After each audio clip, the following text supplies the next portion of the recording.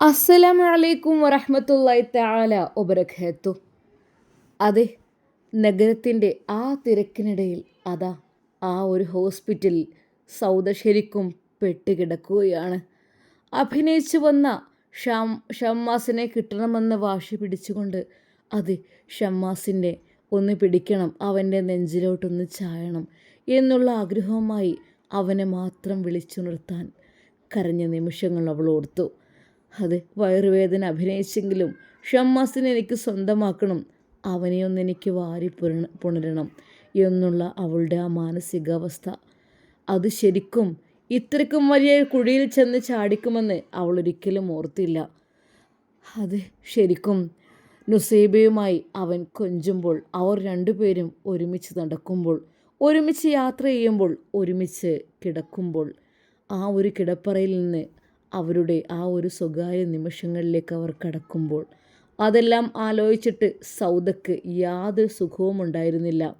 പക്ഷേ സൗദ കരുതുകയാണ്, എങ്ങനെയെങ്കിലും അത് ഷമ്മാസിനെ എനിക്ക് കൂടി സ്വന്തമാക്കണം.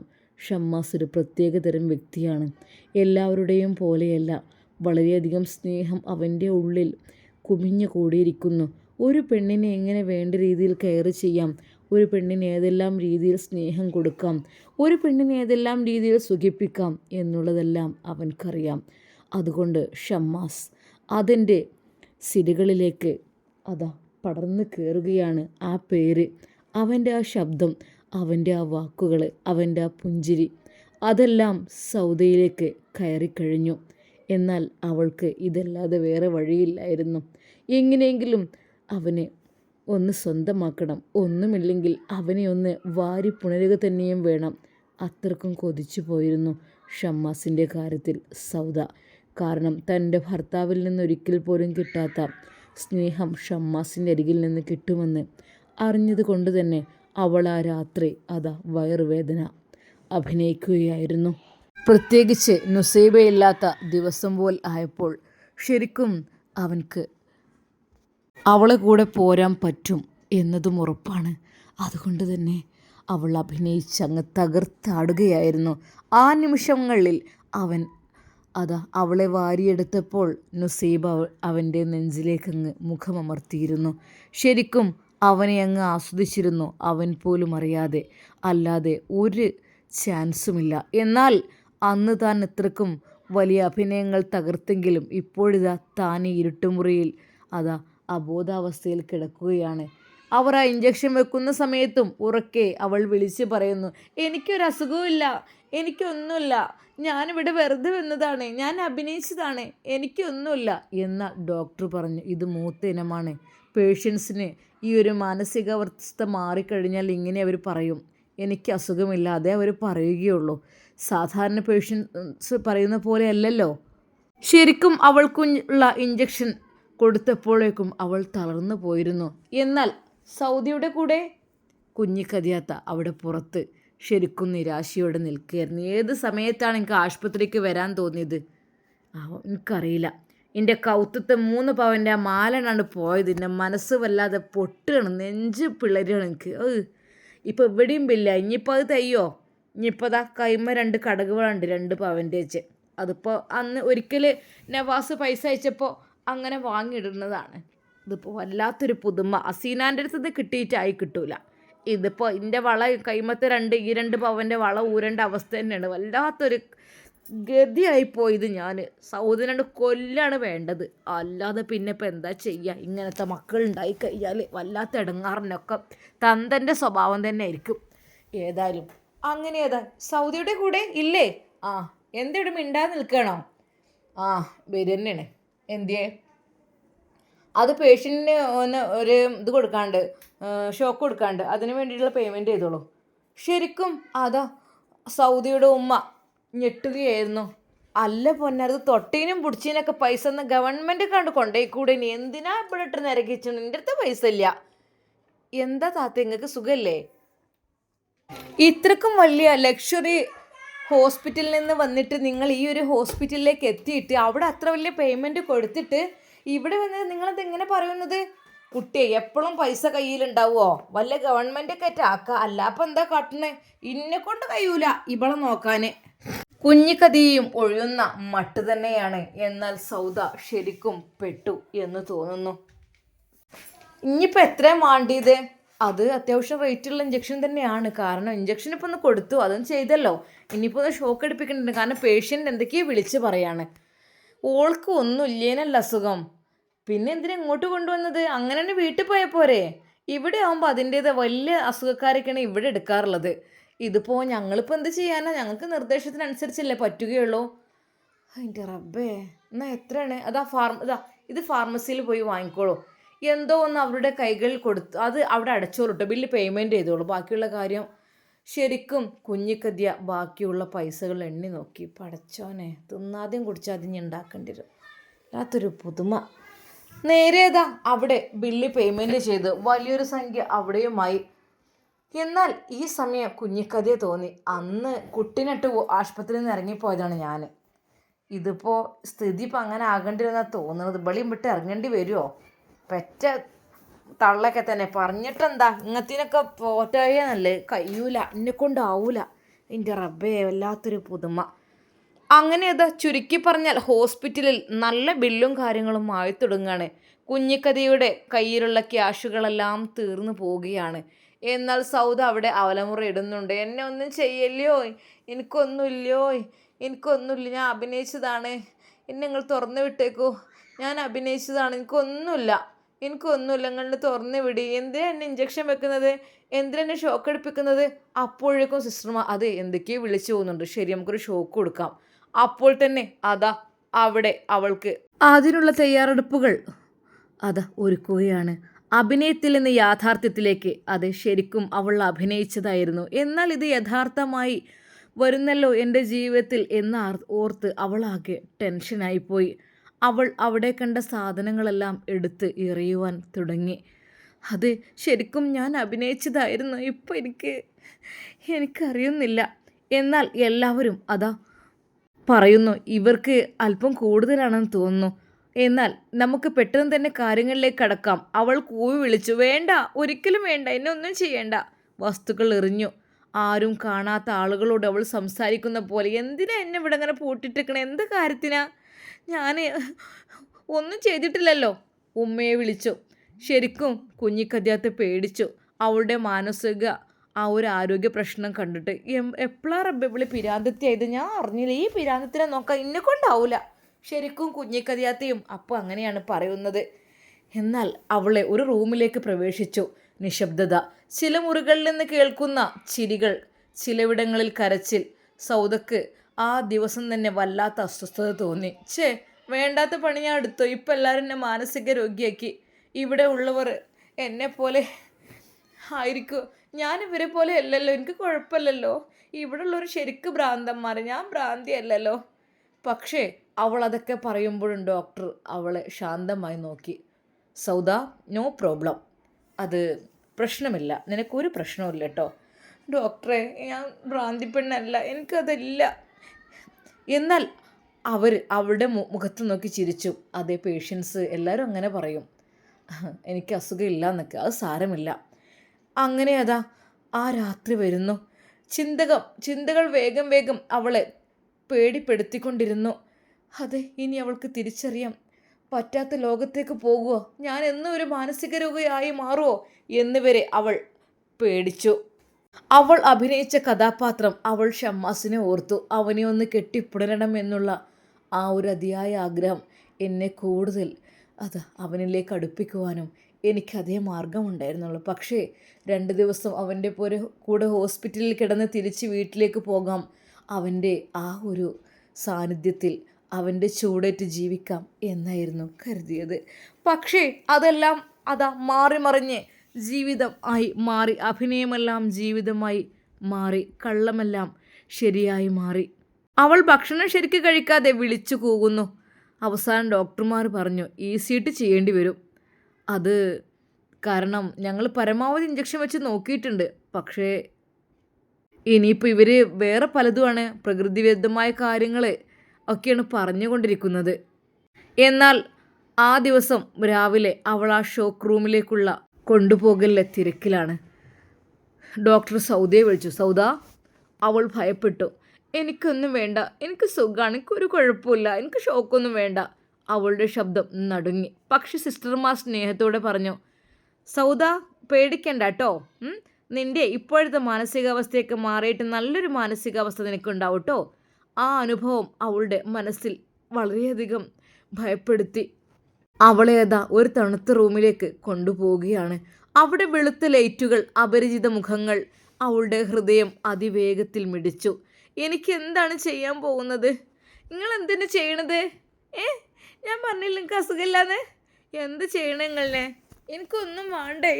വേണ്ടെൻ്റെ നിങ്ങൾ തുറന്നു വിട്ടേക്ക്. നിങ്ങളെന്താ? പ്ലീസ് റിലാക്സ്, റിലാക്സ്, അവളോട് ഡോക്ടേഴ്സ് പറയുന്നു. ഒരു ഡോക്ടർ അതാ അവളോട് കിടക്കുവാൻ വേണ്ടി ആവശ്യപ്പെട്ടെങ്കിലും കിടന്നില്ല. ഇല്ല, ഞാൻ കിടക്കൂല. എന്തിന്? എന്നാൽ 2 സിസ്റ്റർമാർ അവളെ കിടത്താൻ വേണ്ടി നോക്കി, കൂടെ ഡോക്ടറും. എന്നാൽ അവൾ എഴുന്നേറ്റ് ഓടുന്ന അവസ്ഥയായിരുന്നു. അതുകൊണ്ട് തന്നെ അവളുടെ കൈകളിലും കാലുകളിലും ചെറുതായി ജസ്റ്റ് ഒന്ന് അവിടെ പ്രസ് ചെയ്തവർ പിടിച്ചു.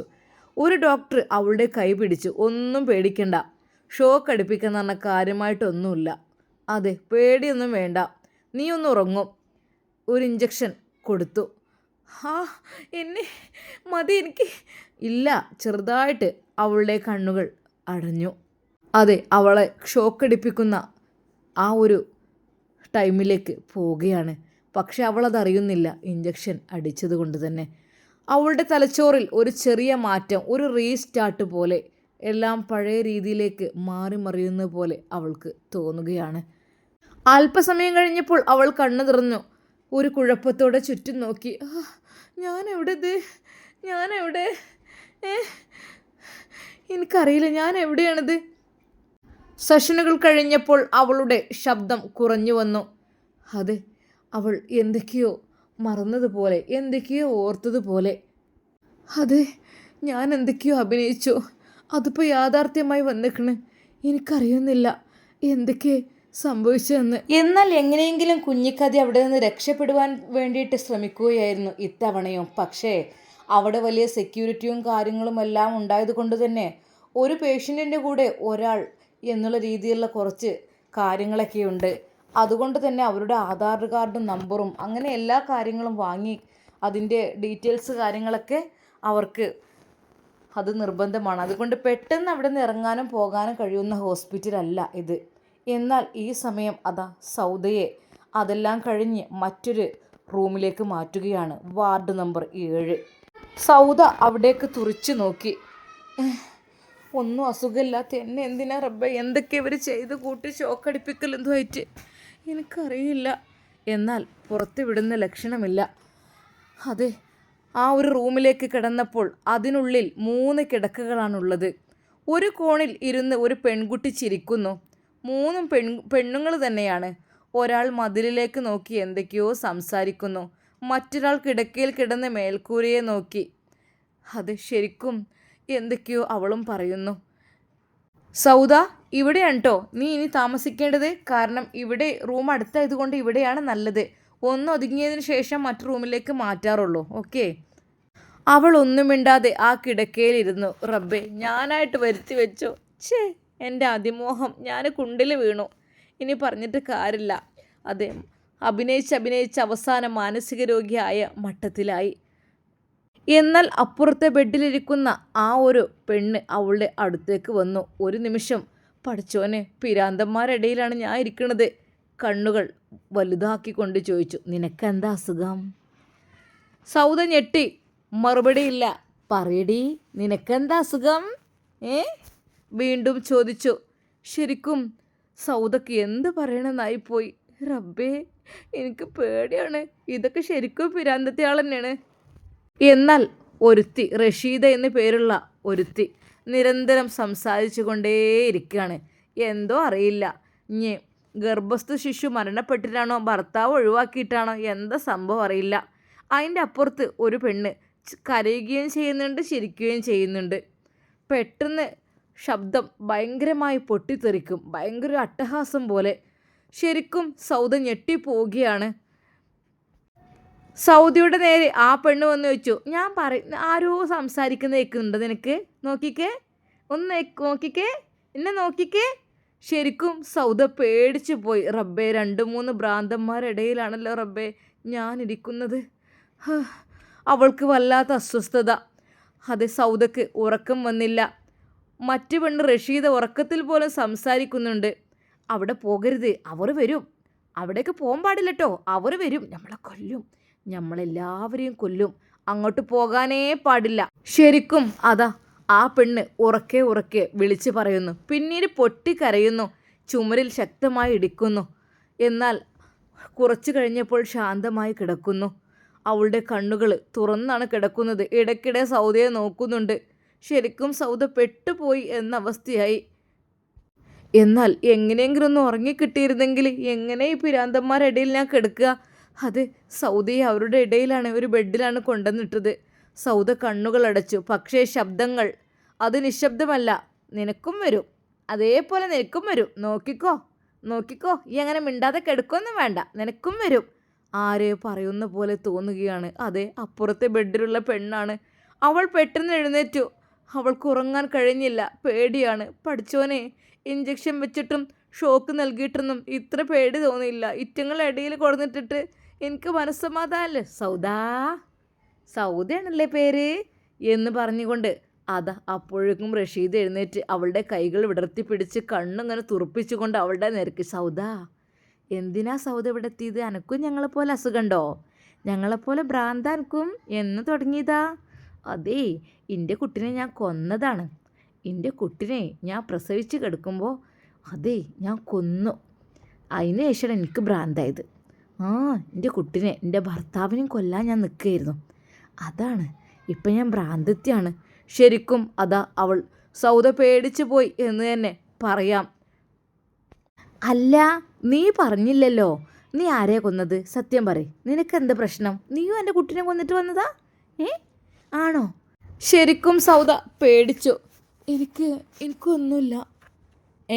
പിന്നെന്തിനാ ഇങ്ങോട്ട് വന്നതൊന്നുമില്ലാതെ? പറയടി, സത്യം പറഞ്ഞോ? അതെ, റഷീദയുടെ കാട്ടിക്കൂട്ടിൽ കാണുമ്പോൾ പേടിയാകുന്നു. ഒരു നിമിഷം മുറി നിശബ്ദമായി. ഒന്നുമില്ലാതെ ആരെങ്കിലും ഇങ്ങോട്ട് വരുമോ? അല്ലെങ്കിലും ഭ്രാന്തന്മാരൊന്നുമില്ലാന്ന് തന്നെ പറയുള്ളൂ.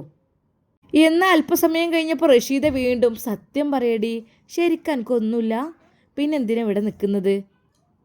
എന്നാൽ അല്പസമയം കഴിഞ്ഞപ്പോൾ ഒരു പൊട്ടിക്കരച്ചിൽ കേൾക്കുന്നു. അപ്പുറത്തുള്ള പെണ്ണ്, എന്നാരും സ്നേഹിക്കണില്ല, എനിക്കാരുമില്ല.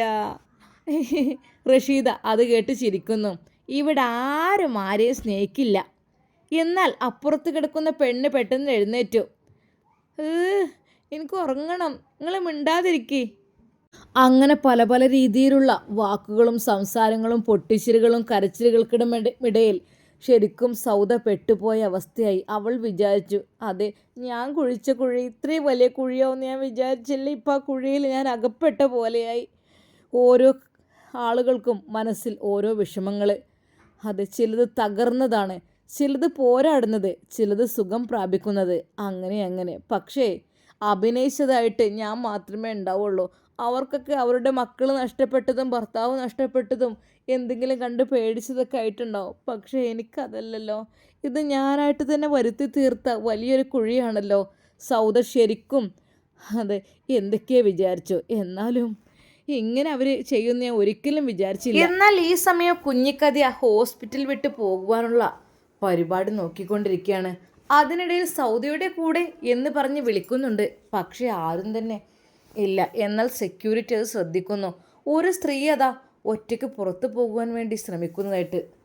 മേഡം, എനിക്കിവിടെ നിന്നിട്ട് നിൽപ്പിട്ടുണ്ടല്ല, ഞാനൊന്നുകൊണ്ട് പുറത്ത് പോയി വരാം. അതെ, നിങ്ങൾ ഇവിടുത്തെ ഫുഡും കാര്യങ്ങളും ക്യാൻറ്റീൻ ഐറ്റംസ് എല്ലാം ഇവിടെ തന്നെയുണ്ട്. ഇവിടെയുള്ള പേഷ്യൻറ്റിൻ്റെ കൂടെ നിൽക്കുന്നവർക്ക് പുറത്ത് പോകാനുള്ള അനുമതിയില്ല.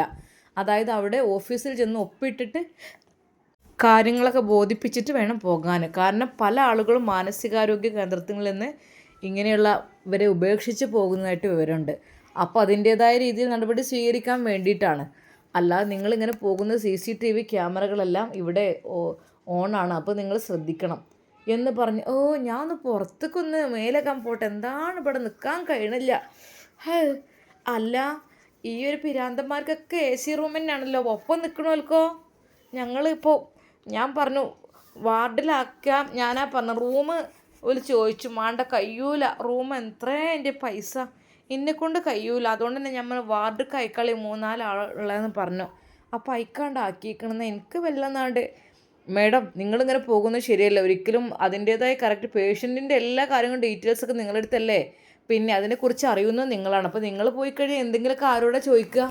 ശരിക്കും സെക്യൂരിറ്റി അത് പറഞ്ഞപ്പോൾ ശരിക്കും അവർ പെട്ടു എന്ന് തന്നെ പറയാം. പതുക്കെ അവിടെ നിന്ന് മുങ്ങുവാൻ വേണ്ടി നിൽക്കുകയായിരുന്നു കുഞ്ഞിക്കതിയ. പക്ഷേ ആ സ്പോട്ടിൽ സെക്യൂരിറ്റി പറഞ്ഞതുകൊണ്ട് അവർ പതുക്കെ തിരിച്ചു പോരുകയായിരുന്നു. ഇല്ല ഇവിടെ നിൽക്കാനാവില്ല, ഓളെ നോക്കി എൻ്റെ പൊന്നും പണ്ടൊക്കെ വിറ്റ് തൊലിച്ച് ഓളെ ഞാൻ നോക്കി നിൽക്കല്ലേ എന്താന്നില്ലേ. എന്നാൽ ഈ സമയം അതാ ഹസീനെ വിളിക്കുന്നു. ഹലോ ഉമ്മ. ആ എന്താടി? എന്താ നിങ്ങൾക്ക് ഇത്ര ദേഷ്യം എന്നോട്? ഒന്നുമില്ല, എൻ്റെ താത്ത ഇവിടെ ഭ്രാന്താശുപത്രിയിലാണ്. സൗദത്താക്ക് ഭ്രാന്തമായോ? നല്ല കൂത്ത്, അവിടെ കിടന്നോട്ടെ, അതാ നല്ലത്, ഭ്രാന്തന്മാർക്ക് പറ്റിയത്. നിങ്ങളെ അവിടെ ഇടാൻ നല്ലത്. ശരിക്കും രണ്ടാക്കും കൂടി ഒരു സെല്ലിൽ കിടക്കുക നല്ലത്. എന്നാൽ പിന്നെ നിങ്ങളെ ഇളക്കൊന്നും മാറിക്കൊള്ളു. എടി അന്നേനെ പിടിച്ചിട്ടുണ്ടത് ആദ്യം, അൻ്റെതാണ് ആദ്യം മാറ്റേണ്ടത്. ശരിക്കും കുഞ്ഞിക്കതിയ ഹസീനയ്ക്ക് നല്ലൊരു ചീത്ത കൊടുത്തു. തള്ള എവിടെയാണെങ്കിലും തള്ളൻ്റെ നാവിനൊരു കുറവില്ല. ഹസീന അപ്പോൾ തന്നെ പ്രതികരിച്ച്, ആടി പറഞ്ഞൂടടി വിളിച്ചൂടെ തള്ളാന്ന്, ഞാൻ വരട്ടെ, ഞാൻ കാണിച്ചു തരാം. ഞാനൊന്നും പറഞ്ഞിട്ടില്ലേ, നിങ്ങളെ സ്വഭാവം നിങ്ങളവിടെ നിന്നോളി, എവിടേക്ക് നിങ്ങൾ പോകുന്നത് അവിടെ തന്നെ നിന്നോളി. ഇജ്ജ് കുറച്ച് പൈസ ഇങ്ങോട്ട് അയച്ചു വിട്ടാ. കയ്യിലും കാതിലും കൗത്തിലൊക്കെ നല്ലോ ഇല്ലാണ്, ആണ്ട് വിറ്റുകാണ്ട് വീട്ടിൽ കൂടി താത്താൻ്റെ മേത്തുകൊണ്ട് നിങ്ങളെ മേത്തുകൊണ്ട് എമ്പാടും. ഞാൻ കുറച്ച് ഉണ്ടാക്കട്ടെ കിട്ടുന്ന പൈസയായിട്ട്. ശരിക്കും അതാ ഹസീനയുടെ മറുപടി കേട്ട് അവർക്ക് ദേഷ്യമാണ് വന്നത്. ചുരുക്കി പറഞ്ഞാൽ കുഞ്ഞിക്കതിയാത്തയും സൗദയും ഒക്കെ പെട്ടുകിടക്കുക എന്ന് തന്നെ പറയാം. അവർ കാണിച്ച് ഒപ്പിച്ചു കൂട്ടിണ്ടാക്കിയ പരിപാടി ഇത്രയ്ക്കും വലിയൊരു പെടലായിരിക്കുമെന്ന് അവർ ഒരിക്കലും കരുതിയില്ല. എന്നാൽ പുത്തൻ വീട് തറവാട്ടുകാരെ കുഞ്ഞിക്കതിയ പ്രാഗിക്കൊണ്ടിരുന്നു. പണ്ടാർത്ഥങ്ങൾ വല്ലാത്തൊരു സാധനങ്ങളായിപ്പോയി. എന്ത് കരുതിയിട്ടാണ് ഓല് ഇന്നെവിടെ ആക്കി പോയിക്കണത്? എന്തിൻ്റെ കേടാ ഓൽക്ക്? ആ തള്ള ഐഷത്തള്ള ഇവിടെ ആക്കിക്കാണാണ് മുങ്ങിക്കണോളൂ. എന്താ സാധനമെന്നോ, ഞാൻ നോക്കാൻ വന്നല്ല, എന്താ ഏതാച്ചിട്ടൊന്ന് വന്ന് നോക്കിയതാണ്. അപ്പോഴത്തെ എത്രയും വലിയൊരു പെടൽ ഞാൻ പെടുന്ന ഒരിക്കലും വിചാരിച്ചില്ലല്ലോ. എൻ്റെ റബ്ബേ, ഇതിപ്പോൾ ഈ പിരാന്തന്മാരുടെ ഇടയിൽ നിന്ന് എനിക്കും പിരാന്താണ് അവസ്ഥയാണ്. വല്ലാത്തൊരു പുതുമ. റബ്ബേ എന്നെക്കൊണ്ട് കഴിയൂലോ. ശരിക്കും ഭ്രാന്തായി എന്ന് തന്നെ പറയാം കുഞ്ഞിക്കതിയാത്താക്കും. എന്നാൽ ഈ സമയം അതാ പുത്തൻ വീട് തറവാട്ടിൽ ഐഷുമ്മ ഏതായാലും വല്ലാത്തൊരു പുതുമ തന്നെയാണ്. ഏതായാലും ഉമ്മ ഉണ്ടല്ലോ ഓളപ്പം, അതുകൊണ്ട് സമാധാനമുണ്ട്. പെറ്റ തള്ളണ്ടല്ലോ, അതന്നെ ഏറ്റവും നല്ലത്. ഓളെ കളിക്കക്ക. മറ്റതിപ്പോൾ എത്ര ചിട്ട് ഈ വാലിയക്കാരനൊപ്പം നിർത്തുക? 1-2 ദിവസമൊന്നല്ല, ഓൾക്ക് മതിയാവോളം മാണ്ടി വരും. ഇതിപ്പോൾ കുറച്ച് ദിവസത്തേക്കാണ് തുടങ്ങിയിട്ട് ഓനൊരു ചുറ്റിപ്പറ്റി നിൽക്കലും ഓനൊരു വിളിയും ഇത് കൂടലും ഒക്കെ. അപ്പം തന്നെ എനിക്ക് ഉറപ്പണി എന്തിനുള്ള പുറപ്പാടാണ്. ഏതായാലും ഓളമ്മ വന്നല്ലോ, അത് കഴിച്ചില്ല, ഇനി ഉമ്മ നോക്കട്ടെ എങ്ങനെ വെച്ചാൽ. എന്നാൽ ഈ സമയം അത് ഐഷുമ്മ നവാസിനെ വിളിക്കുന്നു. നവാസ് ഫോൺ എടുക്കുന്നില്ല. ഇവനാണെങ്കിൽ ഫോൺ എടുക്കണില്ലല്ലോ റബ്ബേ. ഹലോ ആ നവാസേ. എന്തോ ഉമ്മ? എൻ്റെ പൊന്നാരൻ്റെ നവാസേ, സൗദ ആശുപത്രിയിലാണ്. സൗദേ? ഏത് സൗദ? എന്താടച്ച് മറന്നോ? പിന്നെന്തുമ്മ, നമ്മളെ മറക്കണമല്ലേ, നമ്മളിങ്ങനെ ഓർമ്മിച്ചു കൊണ്ടിരിക്കണം. പൊന്നാരൻ്റെ നവാസേ, കഴിഞ്ഞതൊക്കെ കഴിഞ്ഞു. ഏതായാലും ആ പമ്പർന്നോളം ആശുപത്രിയിലാണ്. ബില്ലും കാര്യങ്ങളൊക്കെ നല്ല ആകും. നല്ലതുകൊണ്ട് പൈസ ഒന്നാണ്ട് അയച്ചു കൊടുത്താളാ. എൻ്റെ ഉമ്മ, പൈസ ഞാൻ അയക്കേണ്ട ആവശ്യമൊന്നുമില്ല, ഓൾറെഡി പൈസ അവർക്ക് പോകുന്നുണ്ട്. അപ്പോൾ അത് ഇന്നിപ്പോൾ ചിലവിന് നഷ്ടപരിഹാരം എന്ന് പറഞ്ഞ് ഒന്നും എന്നെ വിളിക്കണ്ട. ഓൾക്കുള്ള പൈസ അത് പോകുന്നുണ്ട്. ഞാനത് ഒരിക്കലും ക്യാൻസൽ ചെയ്തിട്ടില്ല. ശരിയാണ്, ഞാൻ കെട്ടിയ പെണ്ണ് തന്നെയാണ്. ഓൾക്ക് ചിലവിനൊടുക്കൽ എനിക്ക് ബാധ്യത തന്നെയാണ്, അതൊക്കെ ശരി തന്നെയാണ്. പക്ഷേ ഓളെ ഫോണിക്ക് അതിനുള്ള പേയ്മെൻറ്റ് അങ്ങനെ പോയിക്കൊണ്ടിരിക്കുന്നുണ്ട് കേട്ടോ. ദിവസം 2 ദിവസം കൂടുമ്പോഴൊക്കെ നല്ലൊരു സംഖ്യ തന്നെ അതിക്ക് കയറുന്നുണ്ട്. നമ്മളെ ബിസിനസ്സിൻ്റെ ഒരു ഷോപ്പിന് മുഴുവൻ ക്യാഷും ഇപ്പോഴും അത് ഞാൻ ക്യാൻസലാക്കണം എന്നൊരു പ്രാവശ്യം വിചാരിച്ചതാണ്. പക്ഷേ പിന്നെ എനിക്ക് തോന്നി വേണ്ട, കാരണം അവൾക്ക് ചിലവിനൊടുക്കൽ എൻ്റെ കടമയാണ്. ഇനിയിപ്പോൾ അവൾക്കും കുഞ്ഞിനും ഒക്കെ ആയാലും തന്നെ എനിക്ക് അത് കുഴപ്പമൊന്നുമില്ല. അത് പോയിക്കോട്ടെ, നമുക്കിവിടെ ഉണ്ടല്ലോ വേറെ വഴിക്ക്. അത് ഞാൻ വിചാരിച്ചിൻ്റെ പൊന്നാരെ ഒന്നും ഉണ്ടാവില്ല. ഉമ്മ, ഞാൻ ഒന്നേ ഒഴിവാക്കിയിട്ടില്ല, ഒക്കെ പോയിക്കോട്ടെ ഉമ്മ. അത് മാത്രമല്ല, അവർക്ക് വലിയ വീട് മാത്രമല്ല, വലിയ കാറ്, ഓളെ ഉമ്മാക്കുള്ള ആഭരണങ്ങൾ, അനിയത്തിക്കുള്ള ആഭരണങ്ങൾ, അങ്ങനെ പല രീതിയിൽ അവൾ പറഞ്ഞ് അതൊക്കെ വാങ്ങി. അതൊക്കെ അവരുള്ള പൈസ അയച്ചു കൊടുത്തതൊക്കെ വാങ്ങിക്കണ്. എല്ലാവരുടെ അടുത്തും എമ്പാടുണ്ടാവും, ഒട്ടും കുറവില്ല. അതിൻ്റെ ഇടയിൽ ഷോപ്പിൽ പാർട്ട്ണർഷിപ്പ് കൂടണമെന്ന് പറഞ്ഞാൽ അങ്ങനെ എന്താ ഓർക്ക് വരുമാനത്തിന് ഒരു കുറവില്ലമ്മ. അതൊക്കെ ഇവിടെ നവാസാക്കി വെച്ചിക്കണ്. അതുകൊണ്ട് തന്നെ വല്ലാതെ മൈൻഡ് ചെയ്യാത്തതും. ഓരോ ഇഷ്ടത്തിനും ജീവിക്കണമെങ്കിൽ ജീവിച്ചോട്ടെ, ഞമ്മക്ക് കുഴപ്പമില്ല. പക്ഷേ പൈസ ഞാൻ അയച്ചു കൊടുക്കണ്ടേ, ഇനി പൈസ ഇല്ലാത്തതിൻ്റെ പേരിൽ തെണ്ടണ്ടല്ലോ എന്ന് കരുതിയിട്ട് മാത്രം ആദ്യം ക്ലോസ് ചെയ്തിട്ടില്ല. അതുകൊണ്ട് 5 പൈസ നിങ്ങൾ ആരും കൊടുക്കേണ്ട ആവശ്യമില്ല. മോനെ നല്ല പേയ്മെൻറ്റൊക്കെ ആവുമായിരിക്കും ഉമ്മ. നല്ലല്ല, ഇനി ലക്ഷക്കണക്കിന് രൂപ ആയാലും ഓല കയ്യിൽ ഉണ്ടാവും, നോക്കിക്കോളി നിങ്ങളൊന്നും കൊണ്ട് വിഷമിക്കണ്ട. പഠിച്ചവനെ സമാധാനമായി. ഞാൻ ഇനിയിപ്പോൾ എങ്ങനെ പൈസ കാര്യം എന്നൊക്കെ വിചാരിച്ച് എനിക്കൊരു സുഖവും സമാധാനം ചെയ്യുന്നു. അല്ല ഓൾക്ക് തന്നെ എന്താ അസുഖം? പൊന്നാരൻ്റെ മോനെ വയറുവേദന അന്ന് പോയതാണ്. വയറുവേദന അന്ന് പോകുന്ന ഓളോ ഓരോന്ന് കാട്ടിക്കൂട്ടതൊക്കെ ആയപ്പോൾ മാനസികാരോഗ്യ കേന്ദ്രത്തേക്ക് കൊണ്ടുകൊണ്ടിരുന്നു പറഞ്ഞൂലേ. പിന്നെ എന്തൊക്കെ ഏതൊക്കെയൊന്നും പിന്നെ പോയിട്ടില്ല. ഷമ്മാസ് ഇങ്ങനെ പറഞ്ഞിട്ട് ഉമ്മ അതിപ്പോൾ എന്താ ചെയ്യേണ്ടത് അങ്ങനെ അങ്ങനെ. ഞാൻ പറഞ്ഞു അവിടെ ഉമ്മ ഉണ്ടല്ലോ, ഓളെ പെറ്റ ഉമ്മ ഉണ്ട്, അതുകൊണ്ട് ഒന്നും കരുതണ്ട. ഇജ് എത്ര വെച്ചിട്ടൊരു മുത്തം മനുഷ്യൻ ഓനിങ്ങനെ പോയി നിൽക്കുക. ഓൻ എന്ത് വിചാരിച്ചിക്കാണ്ട് അങ്ങനെ ഓളെ വൈത്തല നടക്കാപ്പം എന്താ? ചിലവരുണ്ട് അങ്ങനെ മൂത്തച്ചിയാൾക്ക് റബ്ബേ ഓൽക്ക് കണ്ട് ഇളച്ചന്മാരെ കിട്ടിയാൽ പിന്നെ സ്വന്തം മാപ്പിളിനോട് ആ സ്നേഹം ഉണ്ടാവില്ല. ഇളച്ചന്മാരെ കിട്ടിയാൽ പിന്നെ ഓലായിട്ട് അങ്ങനെ നടക്കുക. എനിക്ക് അവിടെ വേദന ഉണ്ട്, ഇവിടെ വേദന ഉണ്ട്, എൻ്റെ ഷാമോനെ ഇവിടെ നിന്ന് പിടിച്ച് അങ്ങനെ എങ്ങനെ എന്നൊക്കെ പറഞ്ഞുങ്ങാണ്ട് അത് നടക്കണ കാര്യമല്ല. കാരണം എന്താണെന്ന് വെച്ചാൽ അത് വലിയ ഷർറാണ്, വലിയ ബിലീസ് അവിടെ ഉണ്ടാകുക. എൻ്റെ പൊന്നാര മോനെ എന്നോട് പറയാൻ, നമ്മളിപ്പോൾ ഈ പെരാളിൽ ഇങ്ങനെ ഒന്നും ഉണ്ടാകുമ്പോൾ ആരും ശ്രദ്ധിക്കൂല. ഇളച്ചന്മാരും മൂത്തച്ചിയാളെന്നൊക്കെ പറഞ്ഞാൽ ഓല് പറഞ്ഞാൽ ഒത്ത് ഒരു പെരൻ്റെ ഉള്ളിൽ പുറമക്കാരും കാണൂല. ഇമ്മയും ബാപ്പയും അവിടേക്കൊന്ന് മാറാൻ നിസ്കരിച്ചാനൊക്കെ എടുക്കാനോ പോയാൽ ഇബൽ ഒറ്റയ്ക്ക് തന്നെ ഇക്കാരം. അങ്ങനെ ആയി കഴിയുമ്പോൾ ഈ ഒരു മൂത്തച്ചിക്ക് ഇങ്ങനത്തെ ഒരു ചിന്താഗതി ഉണ്ടെങ്കിൽ ഇളച്ചനെ സോപ്പിടാനൊന്നിനും മടിക്കൂല. പിന്നെ ഓലാണും പെണ്ണും ഒത്തു കഴിഞ്ഞാൽ പറയണ്ടല്ലോ. അങ്ങനെ എത്ര സംഭവങ്ങൾ. നല്ലൊരു സുഖസുന്ദരമായി ജീവിക്കേനു നമ്മളെ ഷക്കീലും കുട്ടികളും. 2 മക്കളെ ഓൾക്ക് കെട്ടിച്ചു കൊടുത്ത് എന്തോ ഒരു സുഖം എന്ന് വെച്ചാൽ പുതിയാപ്പിള ഗൾഫുകാരന് നല്ല പൈസയും ഇതൊക്കെ. ഓളെ ഗൾഫ് കൊണ്ടരലും ഒക്കെ എന്തായി വലിയൊരു പേരും കാര്യങ്ങളൊക്കെ എടുത്ത് പിന്നെ ഓളങ്ങോട്ട് പറഞ്ഞയച്ചു. ഇനി എനിക്കൊരു 6 മാസം കഴിഞ്ഞിട്ട് അങ്ങ് തിരിച്ച് നമുക്ക് പോകാമെന്ന് പറഞ്ഞാൽ ഒരു വിസൻ്റെ കാലാവധി വിസ അടിച്ചാൽ കൊടുക്കട്ടെ. 2 കുട്ടികളും ഓളും ഇവിടെ നിന്നും. ഓളും ആളിൻ്റെ മേൽ ഇളച്ചനുണ്ട് ഇതിനത്രം പോകുന്നത്. പിന്നെ ഇപ്പം എന്താ കാട്ടുക? 2 അങ്ങോട്ടും ഇങ്ങോട്ടും വർത്താനം ചീറിയും കളിയും. ഒരു TV അവിടെ വെച്ചേക്കണ്, അതങ്ങനെ കണ്ട് വർത്താനം. കുട്ടികൾ ഉറങ്ങും. ഇവനും എൻ്റെ പണിന്തൊക്കെ കഴിഞ്ഞ് വരുമ്പോൾ 10-11 മണിയാവും. ഭക്ഷണമൊക്കെ കഴിച്ച് 2 അവിടെ ഇരുന്ന് അങ്ങനെ TVയും കണ്ടിരുന്ന് കുട്ടികൾ ഉറങ്ങിയേക്കണ്. ഏതൊക്കെ നടന്നു ആർക്കറിയാം. എന്തോ ഒരു സുഖേന പെണ്ണിന്. ഉമ്മ നിങ്ങൾ ആര് കാര്യം പറഞ്ഞ ഒക്കെ ഞാൻ പറയാം മോനെ. എന്നിട്ട് എന്തായി? ഈ പമ്പർന്നോളും ഇവനും പേരിന് മൂത്തച്ചിയാണ്, ഇളച്ചനാണ്, ഒരേ പെരയിലാണ്, ആരും സംശയിക്കൂല. അതാ പറഞ്ഞത് സ്വന്തം അങ്ങനത്തെ അവിടെ ഇബിലീസ് വരിക എന്ന് പറഞ്ഞാൽ അതാണ് കുടുംബങ്ങളിടയിൽ. അങ്ങനെ ലാസ്റ്റ് പൊന്നാര പടപ്പത് ഉമ്മാക്ക് കുറച്ച് ദിവസം എങ്ങനെ അറിയില്ല തുടങ്ങി. ഇവരൊപ്പം പോവുക വരിക ഒത്ത് പോവുക കിടക്കുക അതൊക്കെ ആയിട്ട് പറഞ്ഞു. പൊന്നാര മോനെ ശ്രദ്ധിക്കണം, നിങ്ങൾ അനിയനും ജ്യേഷ്ഠത്തിയാണ്, അതേപോലെ നിങ്ങൾ ജ്യേഷ്ഠൻ്റെ ഭാര്യയാണ്. നിങ്ങളൊന്നും ഉണ്ടാകുന്നതാണ്, നിങ്ങൾക്ക് എന്തിൻ്റെ കേടാ എന്ന് പറഞ്ഞുകാണ് മൂപ്പര് ഓന്. ഇവളും തന്നെ ഉമ്മാക്ക് ഭയങ്കര സംശയമാണ്. അങ്ങനെ ലാസ്റ്റ് എന്തായി? ഇവൾക്ക് ഛർദി ഇങ്ങോട്ട് തുടങ്ങി ഡേറ്റ് എത്തിക്കാണ്ട്. പിന്നെ പറയണ പ്രഗ്നൻ്റ് ആയിക്കണ്, അനിയൻ്റെ കുട്ടീനെ പ്രഗ്നൻ്റ്. എന്തൊക്കെ തന്നെയായാലും പൊന്നാരെ അത് അറിഞ്ഞു. പുതിയാപ്പിള അറിഞ്ഞു. ഓൻ വന്നു നേരം കൊണ്ട് ഒഴിവാക്കി വിട്ടു. 2 കുട്ടികളും ഓളും കൊണ്ട് ഇറങ്ങി ആ പെരിപ്പോൾ അവസ്ഥ എന്താ? ഓളൊരു ഗതി ഇല്ലാതെ ജീവിക്കുകയാണ്.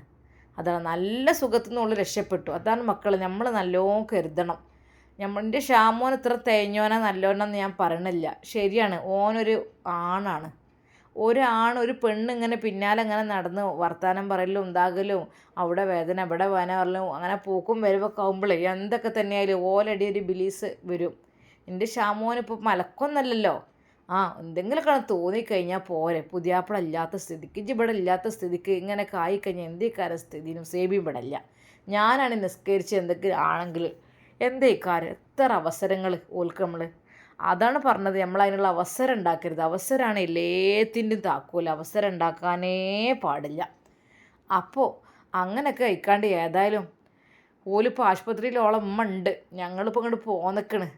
ശരിക്കും നവാസ് ഞെട്ടി.